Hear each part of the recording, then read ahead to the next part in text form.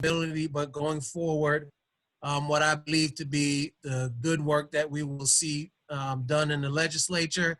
I know he's not on the panel, but I see Representative Rosenthal is participating. My new Vice Chair of Finance, Patrick, is on, and Tracy Scott, President of the Black Women's PAC. So thank you everybody for joining. Laolu, let me turn this over and have our panelists talk about what is a serious issue that we really need help and guidance to reform and modernize policing in all our communities across the state. We can't be responsible for the entire country, but I think we can do good work here in Texas, and it serve as a model for the rest of the country. Thank you, everybody. Thank you so much, Chairman Robinson. I want to just kind of provide some background so that we create a framework for this conversation that we're going to have. If you go back to Boston in 1636, that was sort of the first example of an organized police force that we had. That was in Boston. You had one in New York, and later in the 1600s, in Philadelphia in 1700s, and in the Carolina colonies around 1704. The Dred Scott decision was 1857, followed by the 13th Amendment, Plessy versus Ferguson. And during that time, we started having more police be present in our American society. And historians will tell you that police played a significant role at the time in really helping track down runaway slaves.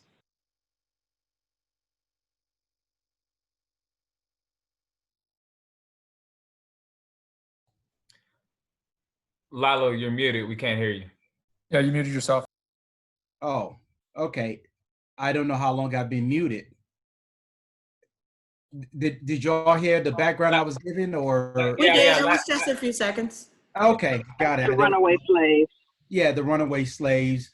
And then you go into the early 20th century. Here in Houston, we had Camp Logan occur when soldiers who were quartered here during World War I had a run-in with police that went very ugly. If you don't know that history, you ought to read about it. Prohibition through the 1920s, the burning of Black Wall Street in Tulsa, Oklahoma in 1921, all the way through Bull Connor, the governor of Alabama during the Civil Rights era. Miranda rights were only established in the Supreme Court ruling in 1966, all the way through the Central Park Five in the 80s, the war and crime of the Reagan era, O.J. Simpson trial, and then George Floyd in 2020. So just to kind of provide everyone with some framework of where this conversation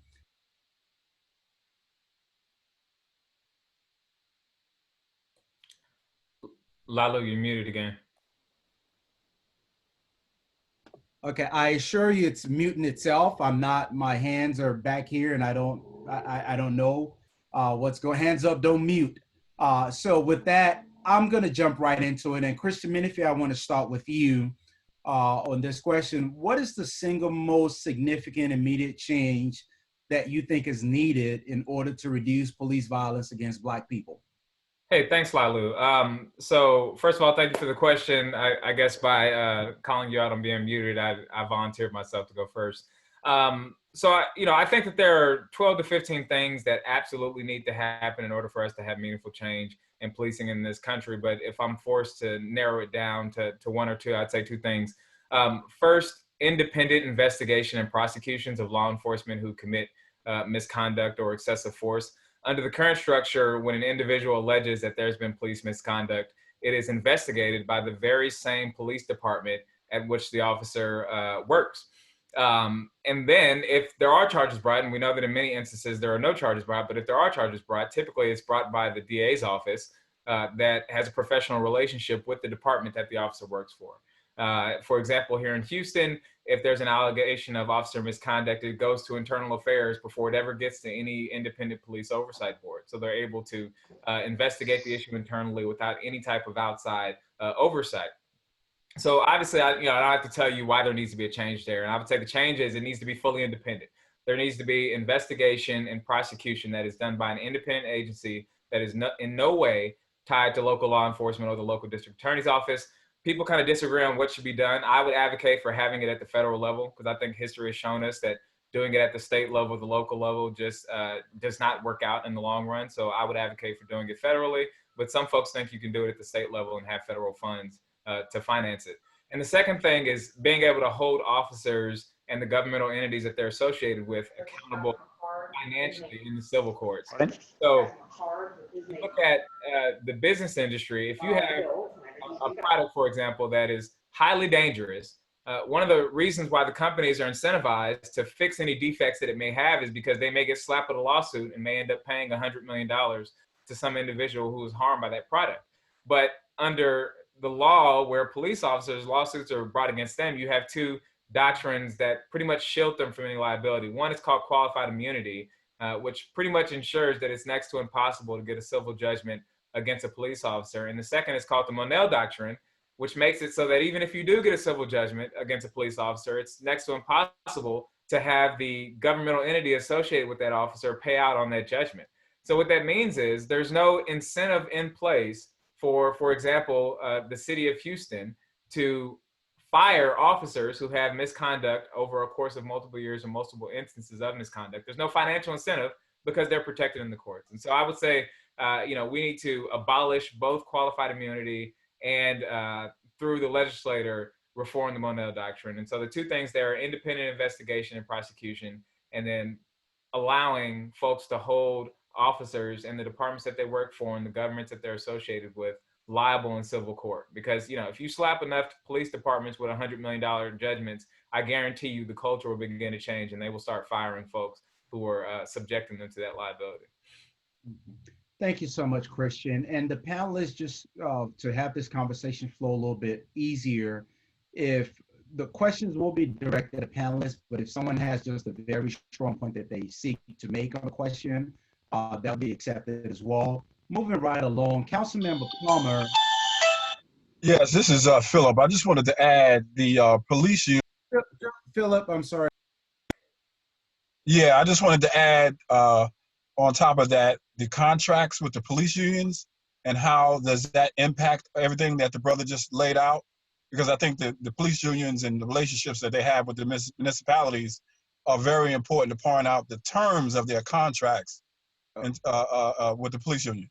Oh, okay, Philip, just so that everyone knows, this isn't the time for Q&A or this is just for the panelists to weigh in on those questions. But Philip, thank you for that comment. I do want to, Christian, if you want to respond to that, that's fine. If not, I want to move on to the next question. He's right. Okay, thank you. So Councilmember Letitia Plummer, does America need a fundamental reorientation around what public safety actually means and the implementation of law enforcement in our communities? Absolutely. And I want to second what Christian said, and I love the introduction that you gave in terms of the history of policing. I believe that the overall idea of policing was to promote safety and uphold the rule of law, clearly to allow people to be able to flourish and function. In the early 1800s, I know there were a lot of issues that were going on, but the idea was that police are the public and the public are the police. And I feel like we've kind of, drifted away from that concept. Now, policing is kind of looked at as the enforcers versus the protectors. And I really would like to see us get back to them being the protectors and those peacemakers. I mean, law enforcement in my mind would look like, building a truly positive relationship between communities. We want to respect the civil liberties and obviously do everything in our power to eliminate any use of force tactics. The one thing that's really, in my mind, made this conversation much different is our level of mental health issues that we're having in our communities right now.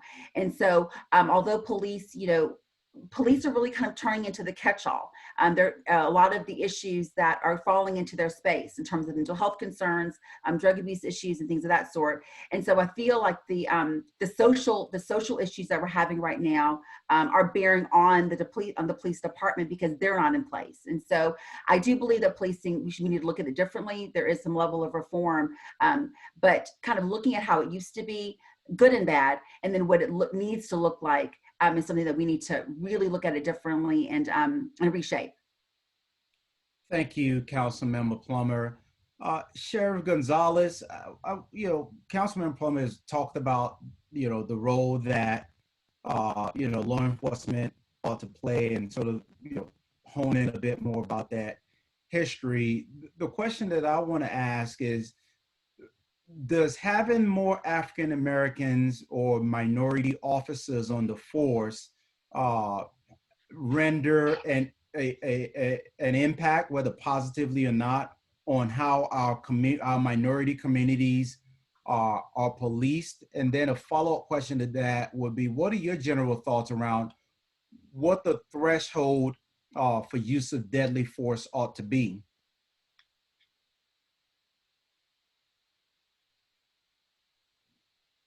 Sheriff Gonzalez, I don't know if you're on mute. Sheriff, you're on mute. Oh, okay. We have a technical. I'll move on. DA Middleton, I'll ask you this question. And thank you for being with us today. Okay, I have Sheriff Gonzalez back. Sheriff, did you catch the question, or should I repeat myself? Yeah, can you hear me now? Yes, we can. Okay. Wonderful. Yes, well, absolutely. Diversity is something that's very much needed. I grew up here in Houston, Texas, so I remember the days of Joe Campos Torres back in the late 1970s when Joe Campos Torres was killed in the hands of the Houston Police Department. And our police department moved forward in a positive direction. A lot of changes were made, including adding to the diversity. I became a member of the Houston Police Department when I became of age. So diversity definitely does help. But I think that there's so many issues that we need to be tackling. We could write the best laws, the best procedures, many of which we already have. But at the end of the day, if we're not instilling the right culture from the front end and also through our hiring practice to make sure that when we're doing those evaluations to see who we're going to bring on into our agencies, that we're also looking at cultural competency and other factors that maybe in the past haven't been looked at. I think that's all very important. And beyond just the well-written policies and instruction, we got to make sure that we're holding our officers accountable, that we're coaching, that we're also rewarding the right things. Like today, earlier, I posted on my social media, we have a program where we partner up a clinician, a mental health clinician with a deputy to respond to crisis calls. And they helped successfully de-escalate a situation of a woman that had a knife and was in crisis. That could have obviously become deadly, but instead they were able to de-escalate that and get her to the help that she needed. So we need to reward officers that do the right thing, that are showing good examples of good performance, and reward those things that we want to see more of. Too often we don't do that. But we're at a critical time in America where we need to root out systemic racism at all levels in many institutions. I'm always harping that it has to be more than just the police. We have to, first of all, embrace and understand the history, own it, and understand the negative history between policing and communities of color, going back to the slave patrols, Jim Crow, and all of that. We need to better understand and teach that as we're hiring, to let them know, yes, this is our history, and also acknowledge the positive things that have happened. But look, the American public today doesn't want more window dressing. Far too often in policing, we've promised changes, but too often we haven't delivered on those promises consistently. That needs to change. We also need to make sure that that we understand that we could be part of the solution as well. I say that in policing, we're in the front lines of three important issues: mental illness, addiction, and poverty. We should not be the first responders for those issues. Those are better suited with community-based responses. We need to look at those issues through a public health lens, but we also need to make sure that those systems are in place and that they're effective. Because many politicians, have historically underfunded those areas. So now police are being challenged with saying, look, you're doing too much. We get it, we understand, we're the first ones to admit that, but it was politicians and different systems that didn't fund those programs to begin with. And so we gotta make sure that we're also holding others accountable. We're at the front side of what's happening in America right now, but there's a whole lot of other actors that need to step up and lead. We've got to do something about mass incarceration. It's wrong. We got to do something about the war on drugs. We got to make sure that we're looking at alternatives to incarceration. Nobody is talking about our jail population today in Harris County. We have 9,000 people that are incarcerated right now. Of those, I have 50% that are Black individuals that are incarcerated in my jail. 70% are pretrial individuals, meaning that they can't even get out of jail during the pretrial phase of the criminal case. 90,000 children in our county every year have a parent that's incarcerated in jail. Well, where do you think those children are going to end up? They're going to end up justice involved. They're going to end up maybe dropping out. We know that statistically. So we got to break that cradle to prison pipeline. We've got to make sure that those children have support services. We're already doing that with our budget. I have a program in place because nobody else has it to make sure that we're providing a mentorship and support services to those that we can reach proactively. All these systems need to be looked at. Yes, we've got to hold them accountable as police executives. When we see an officer or deputy that's doing wrong, we need to have a swift investigation, call it out, and make sure that the evidence supports it, that we do make sure that criminal charges are being pursued. We've done that here in Harris County, but more can be done. I'll go ahead and pause there because I'm real passionate about these issues. I want you to add one more thing. The follow-up question was, help us understand what should the threshold be for the use of deadly force, or how do you view it from your viewpoint, or what's the departmental policy in your organization? Yeah, what we need to make sure is that we continue to emphasize de-escalation. We need to make sure that we're protecting everyone involved in a scene, including the first responder, the officer, the deputy, as well as the person that we're engaging with and any other bystanders in the area. We need to make sure that we're using proportionality to the threat, and that we're also trying to make sure that we're using many other factors. Every scene could be dynamic. These things can happen very quickly. There's a lot of factors that go into a police officer's perspective based on the information that they're receiving from the dispatcher. Maybe sometimes it could be limited. Sometimes we don't know all the factors. We need to make sure that we're providing that we provide the needed training for a crisis intervention training to make sure that they have the right tools to better understand if somebody is in a mental health crisis. But proportionality is important. And just because legally you could perhaps have legal cover to be able to use deadly force, it doesn't necessarily mean that it's the right thing to do. We got to make sure that we're emphasizing through our culture and through our policies that the sanctity of life, the preservation of life, everybody's life is important, and that Black lives matter, and that we got to make sure that we understand that we are viewed sometimes as a threat. It hurts me when I hear on a regular basis in talking to parents, fathers, and others that in communities of color, they have to have that conversation with their children. That's not the America we should live in. That's not the type of community we should live in where the police are feared. So we're reviewing all our use of force policies. It includes de-escalation. It includes a continuum of force, so that we try to use different things. It could be verbal commands. It could be physical contact. But we can't simply go from A to Z and pull our guns and immediately anticipate that a threat is going to be there. You know, I heard from a grandmother the other day, a grandmother of a Black teenager, that told me that between the ages of 13 to 17, her grandson had a gun pulled by police 3 times. That's unacceptable. That should not happen when we're dealing, especially with teenagers and young children. And so things could go wrong. And so there's a lot of things we have to be reviewing and considering, and also how we train. There's different scenario-based training that we could bring in, more implicit bias.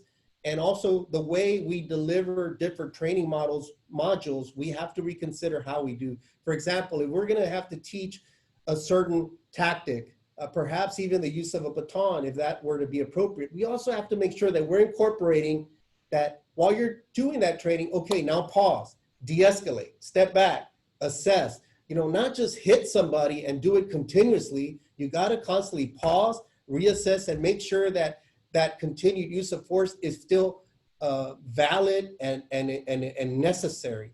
And too often, in the heat of the situation, tensions get out of control, but we've got to take the higher ground. We're the professional, we signed up to do the job.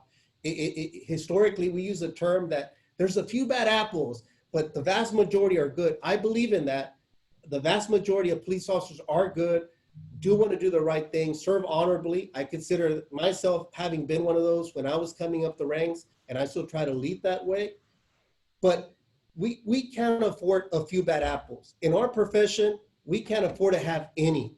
We can't afford to have any, and that's why these discussions about reform, oversight, transparency, training, how we get rid of officers, deputies, all those things have to be in play because we can't afford to have any. At the same time, I'm going to be supportive generally of law enforcement because I think that they also need to be applauded when they're doing the right thing. I think they should be better compensated just as teachers should. If we want to make sure we're hiring the best and the brightest and hold them to a high standard, then we need to make sure that they're also getting paid accordingly. So I'll pause there because I'm passionate about these issues, but thanks for having me on board. Absolutely, and we're going to come back to you in a moment, Sheriff. DA Middleton, Christian talked about this unique relationship where your office or district attorney's offices work hand in hand with law enforcement on a daily basis. And when these incidents occur, the DA's office is called in to investigate these situations of police misconduct. One, how does the DA's office examine when a police officer's alleged misconduct warrants, an investigation and the possibility of charges being brought? And then two, how should the public perceive this so-called conflict of interest, and how should they have confidence that your offices or district attorney's offices across the country can conduct independent investigations with their perhaps colleagues and do it in a fair and equitable manner? The short answer is that best practices, and that's what we adhere to. In terms of the process, what happens when we get a complaint, whether we discover it or someone files a complaint with our office, then it goes to a special unit in my office. Right now, that unit is called the Public Integrity Unit. They work independently from the other prosecutors in the office, have a special investigator assigned to it. They work all their investigations in conjunction with the Texas Rangers. So we always have two agencies working a complaint. The recommendation is presented to me as to whether or not to proceed with the case.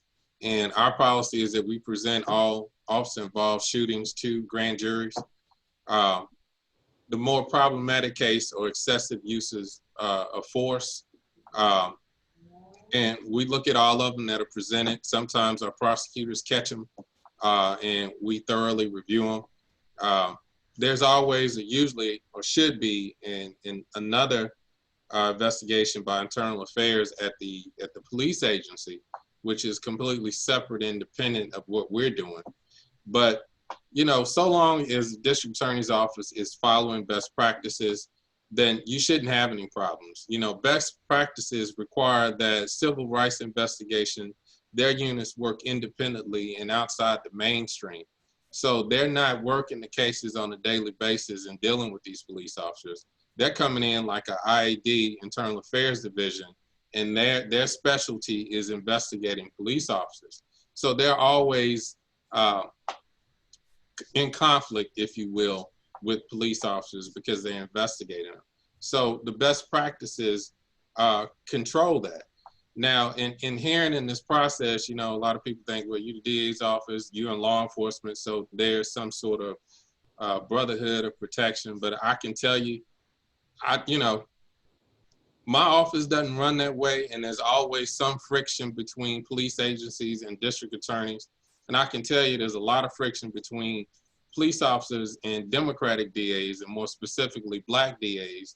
There's always this friction. So this perceived conflict of interest doesn't exist in Fort Bend County, I can tell you that. When I came into office, the word on the street was that I was out to get police officers. So all that conflict of interest stuff is not happening in Fort Bend County. And to keep in mind, we've always had the federal government and their civil rights authority to investigate police officers, and they do. I've been involved in investigations where the FBI was also investigating.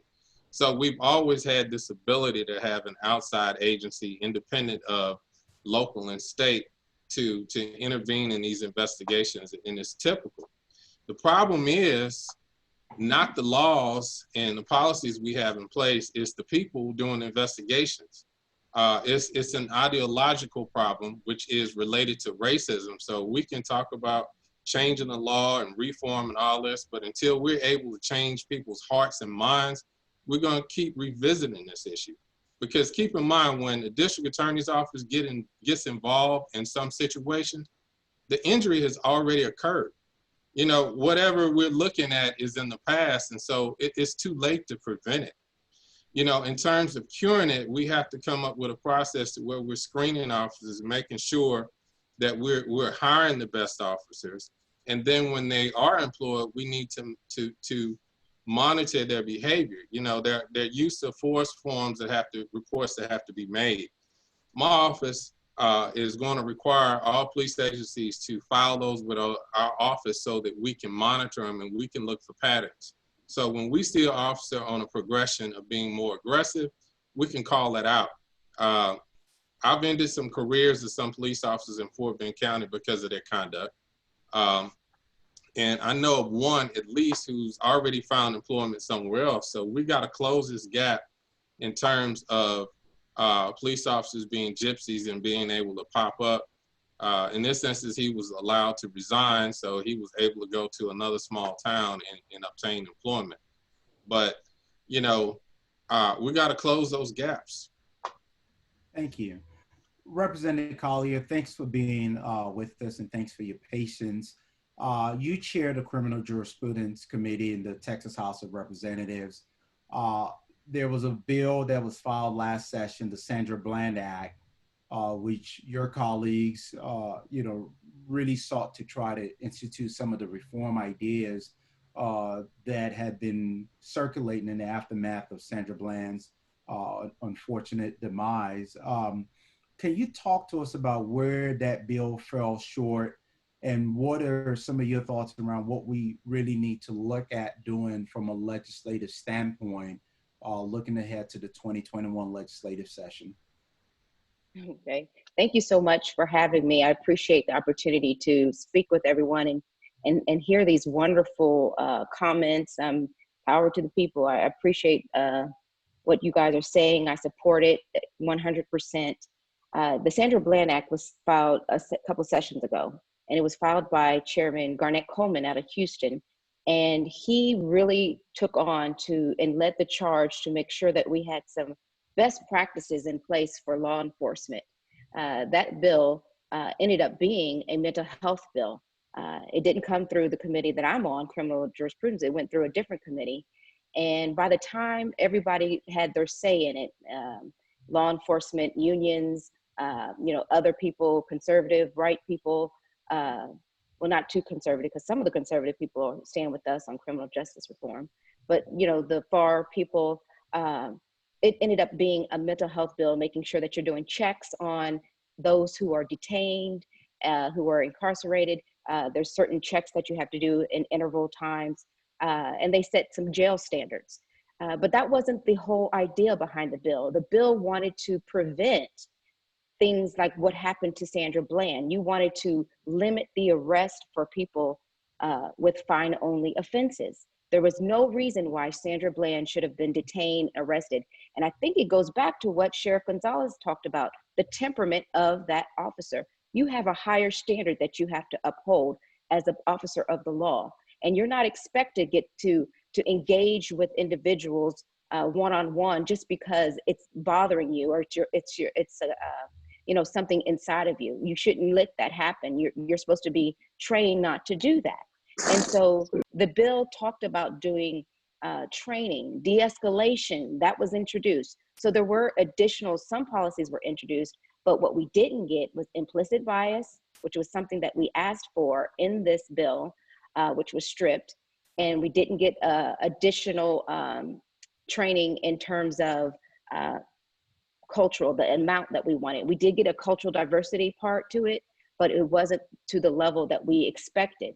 And so when we're talking about what we're going to do next session, before we get there, we just learned Chairman Coleman reached out to TCOL, the Texas Commission on Law Enforcement, and they have agreed to implement an implicit bias component to the training.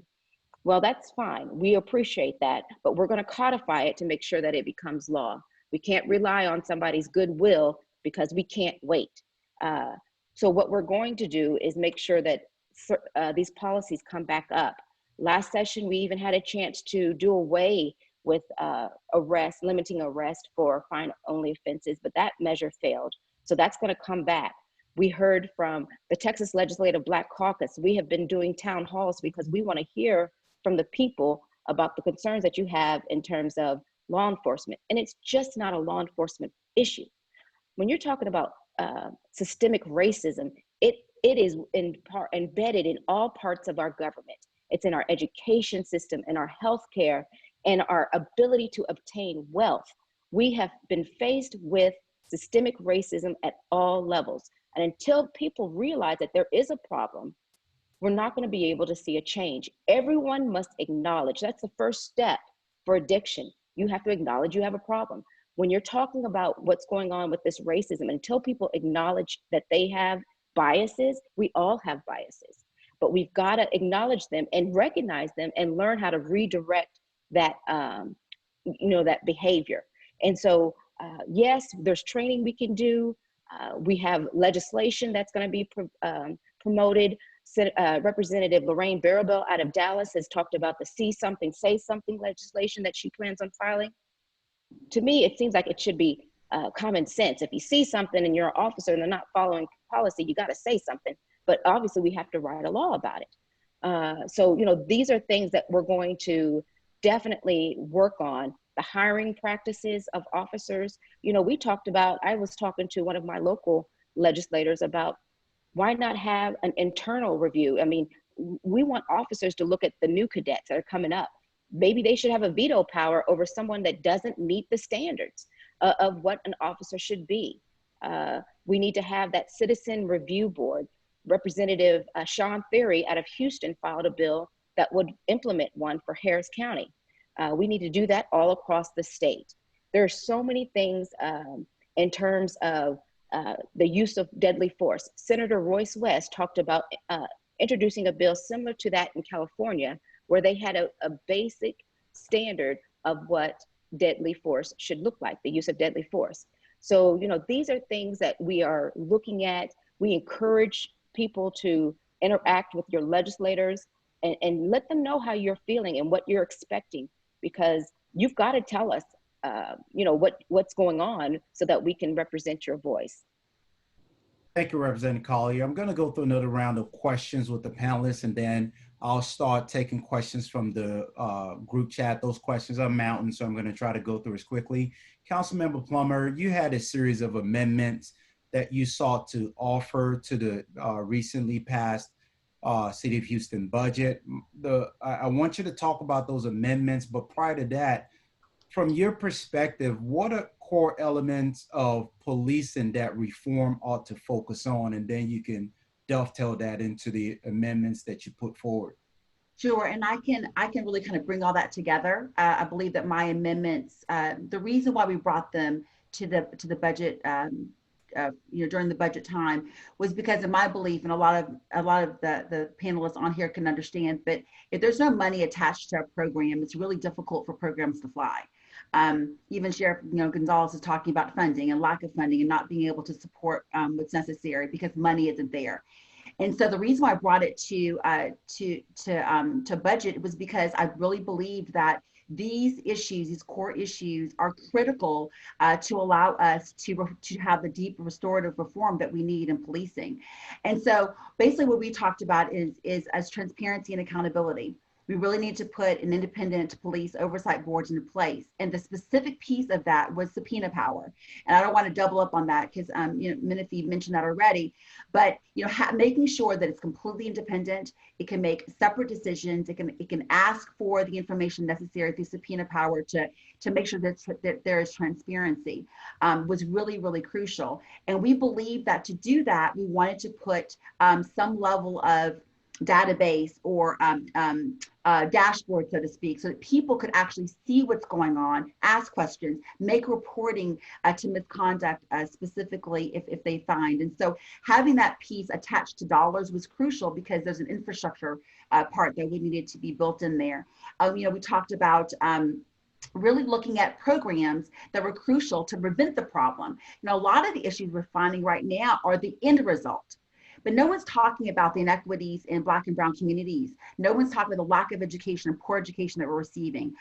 People don't often mention and relate that the lack of housing and lack of jobs really drives up crime. And so if we can kind of put monies into those programs, then I believe that we would see a difference in how crime is, especially in our communities. And so, investing in My Brother's Keeper programs was something that I put on our list. Our reentry programs that's actually about to be defunded, really wanted to look at that, because if we can assist first-time offenders and prevent them from being second-time offenders, that obviously helps keep them out of the justice system. The other issues we talked about was obviously use of force training. And we find that use of force training, or training in general, typically is more kind of a topic we talk about. Data and research doesn't clearly show that there really shows a decrease in deaths. But what we have found, or research does show, is that if we can put those 8 use of force issues into place and policies into place, that we can see it decrease about 72%. And so having the support of just the training that Rep. Collier was mentioning was crucial. And once again, dollars needed to be attached to that. And the final thing that the second to final thing that we really thought would be crucial and so important is because of the rise of mental health. As we're hearing right now, our county hospitals and the county jails are really our mental health facilities now. If mental health is on a rise, then can't we create a situation that would be helpful to our police to have a certain group of people that can deal with non-violent crimes, and the police can deal with the violent crimes. And that's why Cahoots was such a special project that we talked about. And I want to really create a distinction between Cahoots and what we see right now with CERT. The biggest difference is that Cahoots is a mobile crisis intervention program, but it's a medic and a social worker. And so when someone is having a mental breakdown or causing a problem, and they hear sirens coming and an officer, a lot of times just from that position, from that specific position, they have a difficult time, and that can cause escalation just in general. And so if you have a medic there and you have a social worker there, that can not only de-escalate the situation, but also direct them in a way where they can connect them to resources that they need. That alone would be an amazing situation and would relieve a lot of the pressure off of HPD in our police systems. And so those were the top of the amendments that I brought forth. I also talked about putting some money into the Office of Business Opportunity, because a lot of Black and brown companies have a difficult time getting resources. I, for one, have a difficult time going to the bank. We're naturally redlined.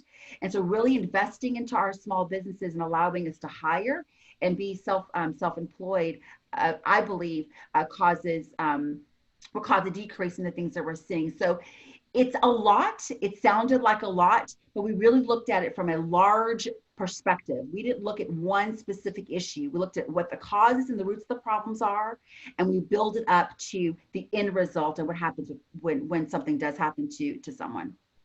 Thank you so much. Christian Menefee, I want to come to you about, you're a lawyer by training. You guys don't have power except the power of your voice in the courtroom.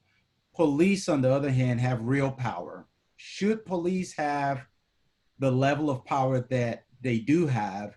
And then Sheriff Gonzalez mentioned not being able to afford having bad apples in policing. And I listened to your commentary in a panel earlier in the week where you talked about, as a lawyer, if you're a bad apple, there's actually a place where I can go make that determination by looking you up.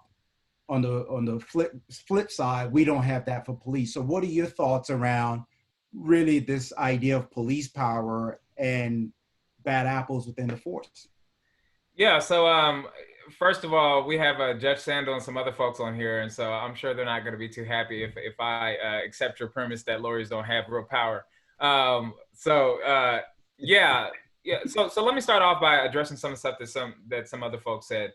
You know, you asked Sheriff Gonzalez earlier about what the current standard is for use of force. In most jurisdictions, it's an officer is permitted to use lethal force if the officer believes that they are facing serious bodily injury or death, right? And then most departments have what Sheriff Gonzalez referred to, which is a continuum of force. So you're trying to determine whether the officer used appropriate force given the threat level.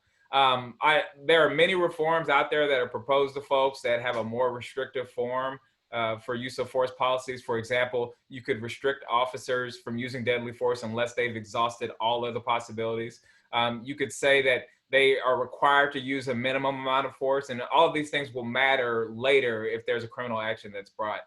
There was also some discussion earlier from DA Middleton about how his DA office, is very good about holding officers accountable and prosecuting them. I 100% believe him. I know that DA Middleton does great work, and so does his office, but I don't think it's wise for us to legislate around the exception to the rule. And I think we can all agree that for the district attorney offices throughout the country, DA Middleton is an exception.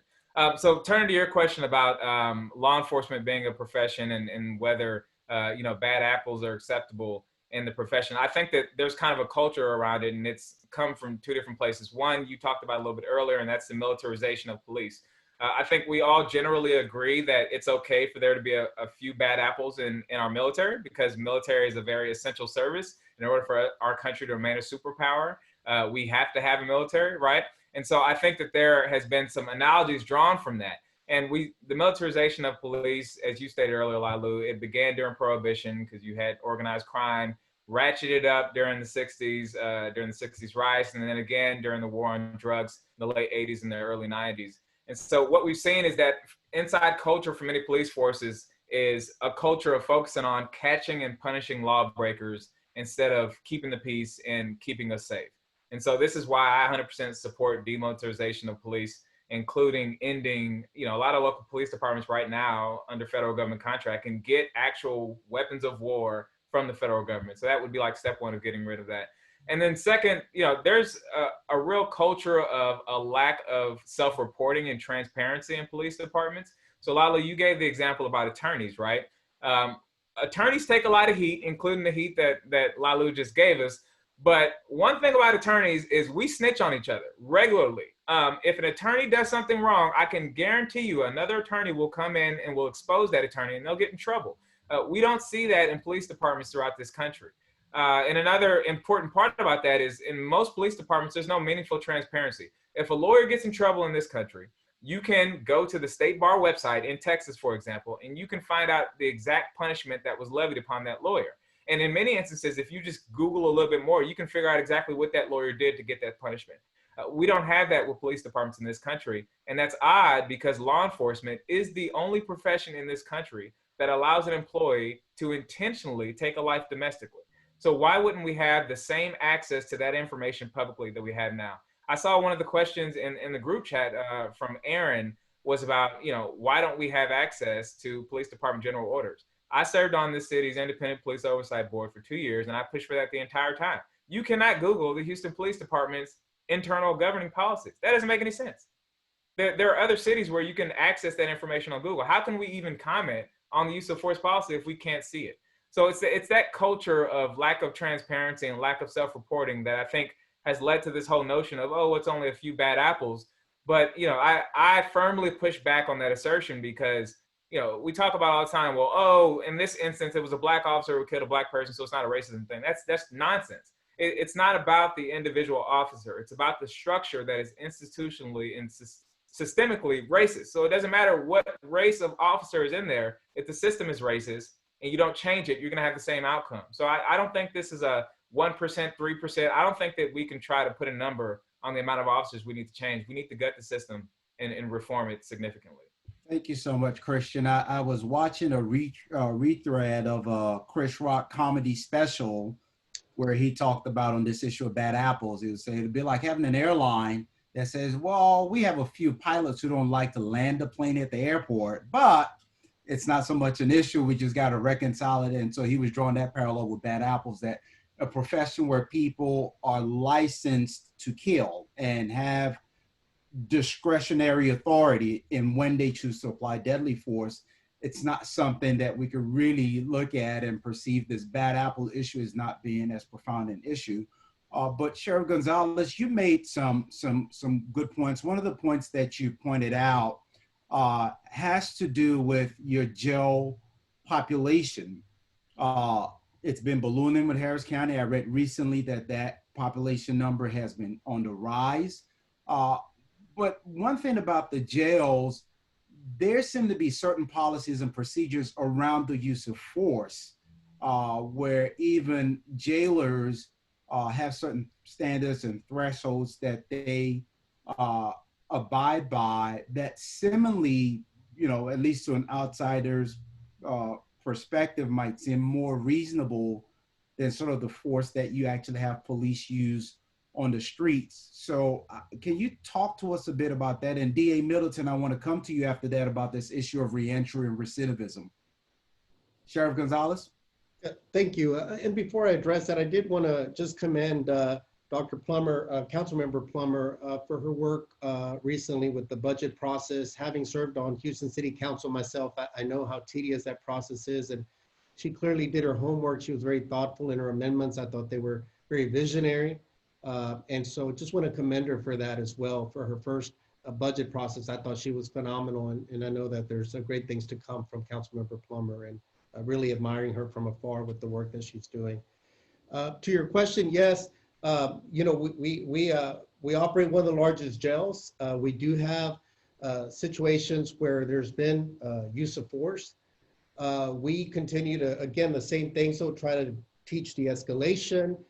We do have the benefit of having a lot of our facility now equipped with video cameras. So our employees know that just about everything that's going to happen, other than just kind of the private bathroom areas and things like that, are going to have some type of video coverage.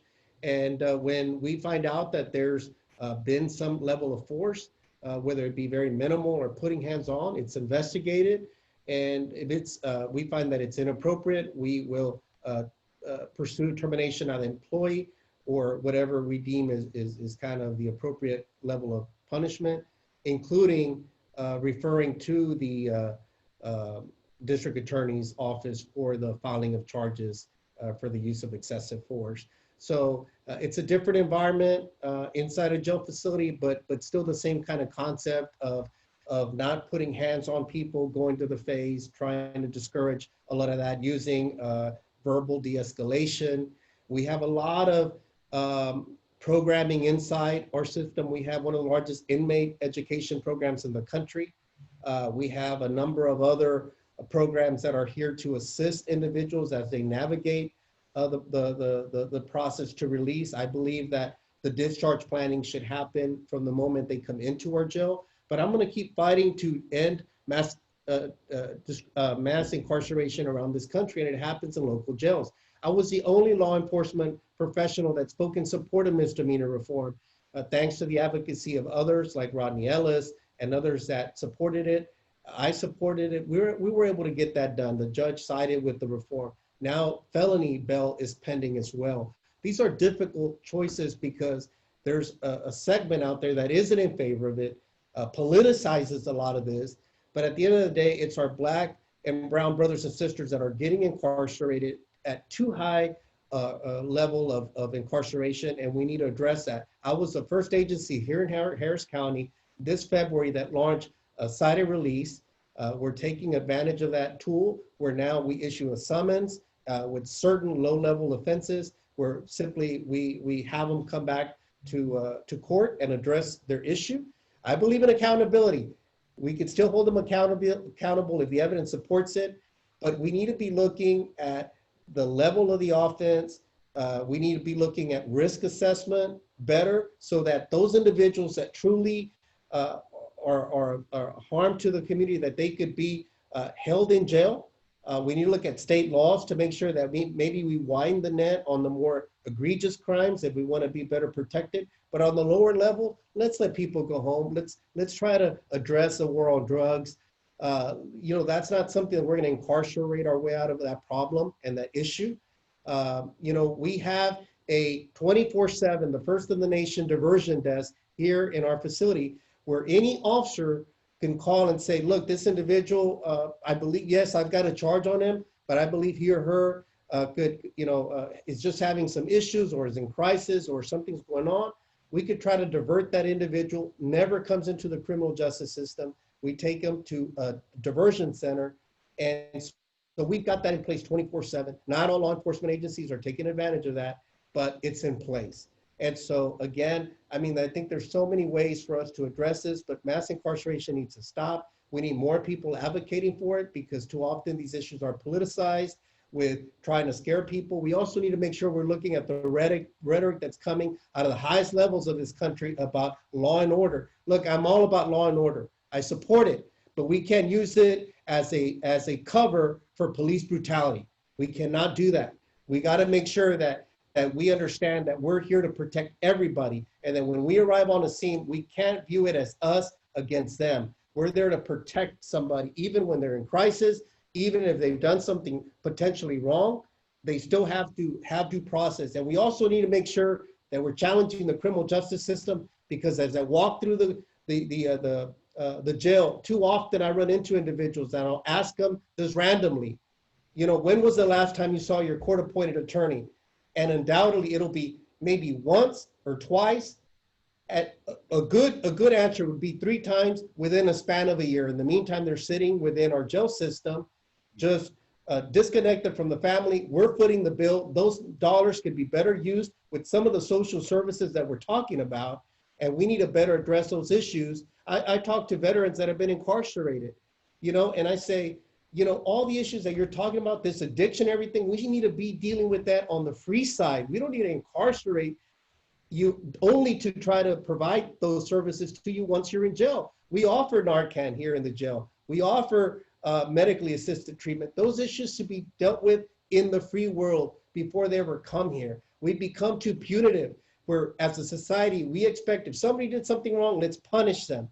Back to that law and order. We could still be safe. Let's follow pretrial research. Let's follow evidence-based programs and put those programs in place in the front end where it's much cheaper. In the state of California, it costs about $100,000 a year to detain a juvenile in their juvenile system. At that rate, we might as well send them to college on a free ride if we're paying that much money. Let's not keep funding a bureaucracy. But at the same time, there's so many issues to tackle, and I'd be remiss not to mention that it's important to be having this discussion on this special day of Juneteenth, where we recognize a very special day and a day of recognition, knowing that much work still remains to be done, but it's an important day. We're happy to recognize Juneteenth. I hope it's a national holiday soon, and all Black Lives Matter. Here, Sheriff. And on the points that you made about court-appointed lawyers and their clients, D.A. Middleton, George Floyd's criminal history was unearthed over the last couple of weeks, and people try to make an issue about his criminal background. Apparently, in 2004, Officer Gerald Goins, who was involved in a no-knock warrant in Houston, and I think the Harris County DA has sent out, 100 or so letters to other people who are wound up in the criminal justice system, where this officer who's now been disgraced and fired was the sole witness for their crimes. In addition to that, I also learned that George, on multiple occasions, at least two occasions, was charged with a crime, was in jail for a while, wasn't making bail, and when he got a court-appointed lawyer, on at least two occasions within 24 hours, he pled guilty on charges. And so the question was, how does someone who's been in jail and only has met their lawyer within the first 24 hours, how does this court-appointed lawyer have time to review their case? The next thing you know, they're pleading them guilty. So taking that in mind, talk us through this issue that we have with, you know, the larger issue with the criminal justice system, court-appointed lawyers, and then this issue of re-entry into society and ultimately recidivism, which Sheriff Gonzalez has to deal with on the back end when those people return back to jail. Oh, that's a lot, Laolu. But I want to back up and address them because I think I've been misunderstood. I believe there should always be independent investigation and oversight, but it's not a new solution, is my point. We've had that. And the problem is not the law, it's not the oversight, it's the hearts of the people who are doing the investigation. The federal government has always had the authority to come in and prosecute. And it depends on who's in head of the administration as to how aggressive. You know, during the Obama years, we saw one thing. Under Trump, we're seeing a completely opposite thing. So I'm just saying the problem, we can legislate, but we can't legislate morality. We can't make people not be racist. The problem is racism. And I don't care what you put in place, you know, you'll still have people in an independent investigation still being racist. So I'm not saying that I'm opposed to independent investigation, independent authority, but I think it's more important to have transparency in all of these investigations so the public can see and know what's going on. Now, to address your last question, Laolu, you know that I've been a prosecutor twice. This is my second time. In the meantime, in between those times, I was a defense attorney, so I've seen all sides of it. I've handled everything from a speeding ticket to a capital murder. And again, it's the root cause of a lot of these problems is racism. Senator Ellis at the time made his efforts to address that with the Fair Defense Act and with the Michael Morton Act, which did make a lot of changes. But, you know, in talking about George Floyd, yeah, I'm aware of those circumstances where sometimes it's easier to plead guilty after you've been sitting in jail for 8 months to plead guilty and get out than to fight a case. So, I mean, that goes again to another problem about the bail system. But I mean, the problems are complex, but they all eventually come back to the same root cause, which is racism. And so we have a lot of people, and I gotta say this too, it's not just the police, it's the judges too. I mean, I've witnessed racism in the courtroom. And so, I mean, that's what we gotta keep coming back to, is that this struggle is about racism in people's minds, you know? So, I mean, until we get a hold on that, until we change our culture, we're gonna keep revisiting these issues and having the same discussions. Now, you talk about reentry. I mean, that's a huge thing. I had the opportunity to go with Fair and Just Prosecution over to Berlin and study and do some comparative studies. And over there, their system is completely different. You know, a person, you know, they have shorter sentences, but when a person gets out, gets released from jail, they provide housing and they provide support to help them find employment. And most of them find employment. And so their whole focus is reintegrating people back into society to lower recidivism. You know, if you get out of jail and you got a felony record and you can't find employment, or your best employment is not sufficient to sustain you, then you're going to continue to have these problems. So, you know, we have to progress in our thinking and our philosophy and rethink criminal justice. And, you know, I always get irritated. And I think, Laolu, you and I had this discussion about when people bring up George Floyd's criminal history. it is completely irrelevant unless you believe that people who get charged with a crime or who are convicted criminals are less than human. That's the only difference it makes, because he did not deserve to die. He didn't deserve to have a knee on his neck. And what he did before that moment was completely irrelevant. Again, the problem is racism, and that's what we got to deal with, and we got to hit this headstrong. We got to continue this enthusiasm and keep dealing with the root cause of all these problems we're talking about. Representative Collier, thank you, DA Middleton. Representative Collier, we're talking about reentry. Where are we in Texas in regards to ban the box, which is where people who have a criminal background have to check a box on so many of these different applications, whether it's for jobs or for housing. And then I think recently there might have been announced there's a criminal justice reform caucus that's comprised of both Democrats and Republicans. So what are some of the issues that both conservatives and progressives might be reaching agreement on at this point?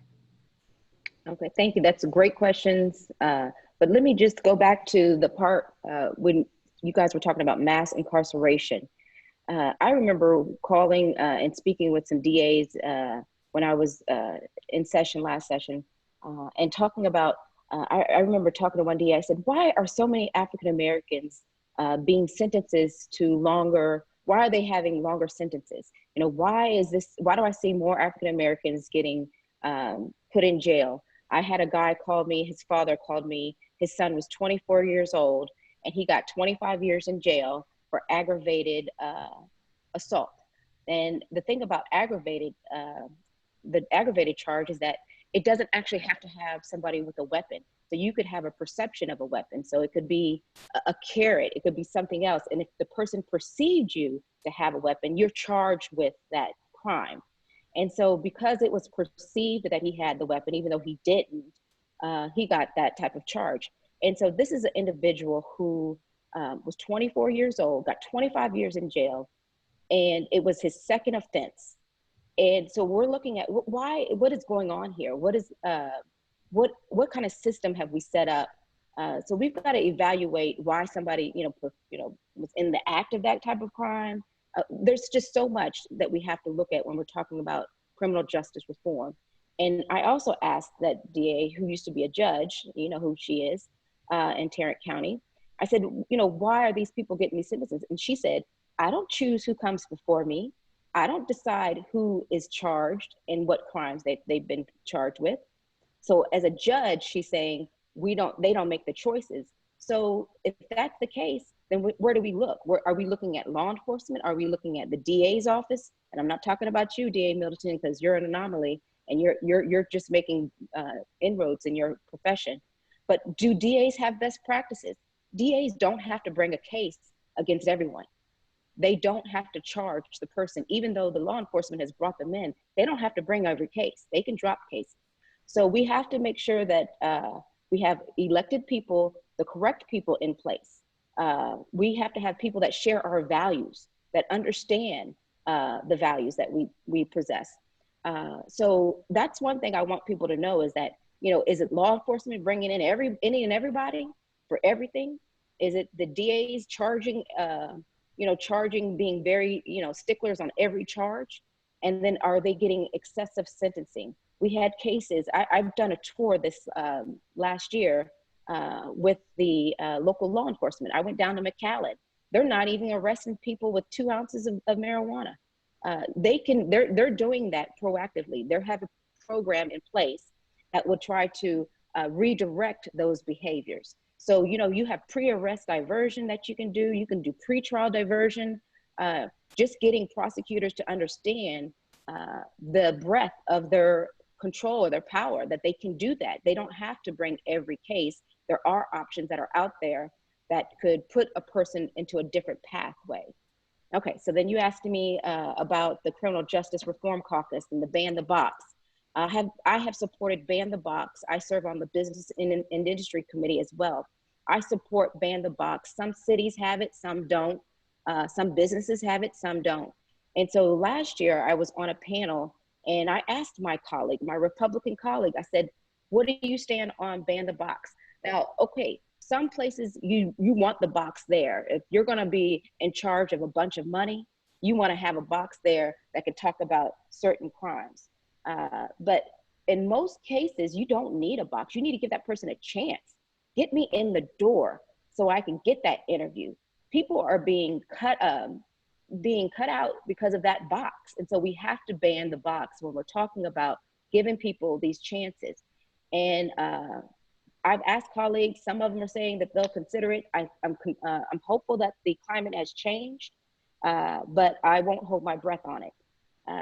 But we're certainly going to see multiple members bring that type of bill up. And in terms of recidivism and making sure that we keep people home, we have programs in place. Some governments and counties don't have the resources to fully implement them, but there's more opportunity. So we like the councilwoman said, you can do a mandate, but let's add some funding with it. You know, we have to provide. So people always say they know where your values are, where your money is. So you've got to put the money to go with it. And until we get people elected that believe in the same things that we do, that cherish and honor life, liberty, and justice for all, we're not going to see that. Thank you, Representative Collier. Just to the panelists, a general question. What are your thoughts about the importance of having minorities occupying leadership positions within law enforcement? And I'll leave that open to whoever wants to chime in of the panelists. And when I say law enforcement, that's in the entirety of the law enforcement continuum, or the criminal justice continuum, I should say. I'll take that one, Laolu. Representative Collier made a good point. I think the most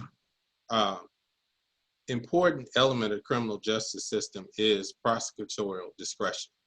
We're the gatekeepers for justice in our communities because police officers arrest people, and that's the extent of it until the district attorney's office accepts the charges.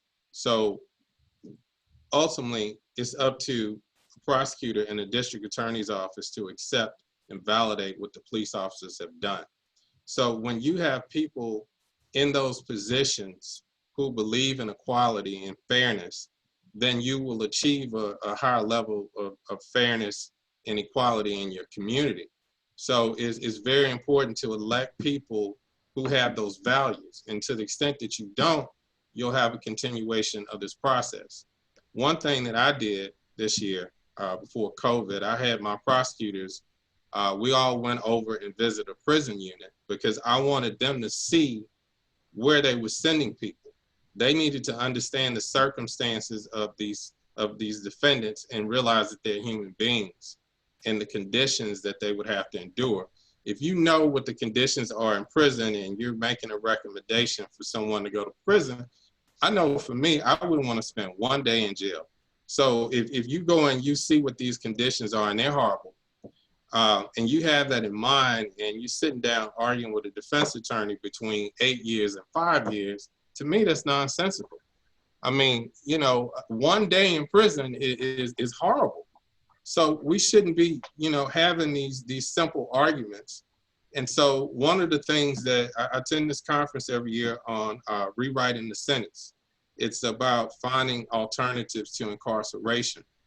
The United States is an outlier in the whole world in terms of mass incarceration. We can't afford to keep going on the path that we're going. And what we've seen is that in mass incarceration leads to further incarceration. So when we use alternatives, we see lower recidivism, which means we save money. And you see people like the Koch brothers who are investing in this and believing in this because they see it, the monetary side of it. So yeah, I mean, we need to change leadership. We need to get more people of color involved in law enforcement and in policy-making decisions so we can end the suffering that we're seeing. Okay, let me just chime in on here. I agree, we do need more people, but we have to give them backing. We can't have a token in there that has no voice and no power. So what I wanna make sure is, yes, you can have, in fact, we have some people in high places, but they don't do much. They don't stand up for much because their hands are tied, or maybe they are scared or something, but we've got to give them backing to let them know that you have the ability to make those decisions and those choices, because you are the gatekeeper. You're the one that we're relying on to uphold these values. Thank you so much, and thank you to the panelists. Because of time, we do have to wrap this up. I want to remind everyone we have a runoff election taking place July 14th. Early voting starts June 29th through July 10th. And then I know that everybody on this call has filled out their census, but please, please, please talk to your family, your friends, your colleagues. Make sure they get those census forms completed. I also want to acknowledge a few people, including Antron Johnson, as well as Shakira Dennis of Next Wave. On the call with us today as well are Tracy Scott of Black Women's PAC and Sharon Berry, who's vice chair of Texas Coalition of Black Democrats. There are also a number of elected officials, Judge Sandhill, Judge Chip Wells, Judge Toria French, Judge Chuck Silverman, and then State Representative Joe Rosenthal. I hope I got everyone in that order, and I've gotten all my cues. Now I'll pass it on to Carol G. Robinson, Chairman of the Texas Coalition of Black Democrats. You're on mute. You're still muted. Am I good? Yeah. All right, technology. I understand what your burden was earlier, Laolu. Hey, let me thank everybody for participating, and just let you know, we will be doing another substantive Zoom conference call. The next one will be on Black wealth and prosperity. Then on Labor Day this year, we will be doing a state of Black Texas, a comprehensive look at where Black folks are, in preparation to finalize a policy agenda for the next session of the Texas legislature. So all the representatives on the phone, we will be there. One of the things that we haven't talked about, and we'll probably do this with judges, there's been an ongoing work around whether or not we should continue to elect judges in the state. That will be on the legislature's agenda come January. And Coalition has been monitoring that. So we will be holding our own Zoom conference on that topic. Because one of the things the Coalition is going to be about the business of is we're not only going to elect you, we're going to come and let you know what we need from a Black people's perspective. We'll be releasing the third poll that the Coalition has done. We've been doing public policy polling since I took office in January. Polls are on the TexasBlackDemocrats.com website. The third one we will release in the next 10 days. If you want to donate to our PAC, Texas Black Democrats PAC, we're on Act Blue. We've already donated to every non-incumbent African-American candidate for the State House. We don't intend to flip the State House and not make sure that the Coalition does not have a voice, so we understand we have to support the candidates that are running for office. I heard Representative Collier make the point. Sometimes you have to help your friends have courage. And so we want folks to know that we will have the ammunition available to ensure that if somebody else won't give them a check, Black Democrats in this state through the Texas Black Democrats PAC or in partnership with the Black Women's PAC will have your back as we make the tough decisions we have to make, whether you're in the legislature, you're a district attorney, you're a sheriff, or you are a judicial candidate in Texas. And the Texas Coalition of Black Democrats understand that our only friends are not just people who look like us. We have got to have allies across the board. So I want to acknowledge Sheriff Gonzalez, who's been an ally and a friend in the fight for progress in this state, from my days on council to his. And now he's setting a model of what law enforcement could look like across the state of Texas. Representative Collier and I have gotten to know each other in, I guess, about a year now when we really started interacting. I thank her so very much. She's the kind of leader we need in this state. Brian, I'm sure we will see you a lot in Austin, along with Christian, because I think your expertise between the two of you have got to be on the front line in providing experience, arguments, policy ideas, and solutions for the members. Thank you to all the officers of the coalition. Thank you to all the judges. We've been very lucky in Harris County that we have elected judges who understand that justice is not just about lock them up and throw away the key or put them out of the courthouses. So Laolu, thank you for having the idea to do this. Shakira, thank you to Next Wave for giving us infrastructure. And Laolu, I'll put it back to you to close us out. Thank you so much, Carol G. Robinson. I missed a couple of other people. Former Bel Air City Councilmember Corbett Parker was also on the call with us, and Aldian ISD trustee Randy Bates. Thank you to everyone. Happy Juneteenth, and enjoy this weekend with your family and reflect. And we thank you for your continued support. And let's keep our voices in the game. Let's keep pushing ahead, because it is time for change. And with us working as a unit, we will achieve the change that we all desire to see. Thank you. Goodbye, and God bless.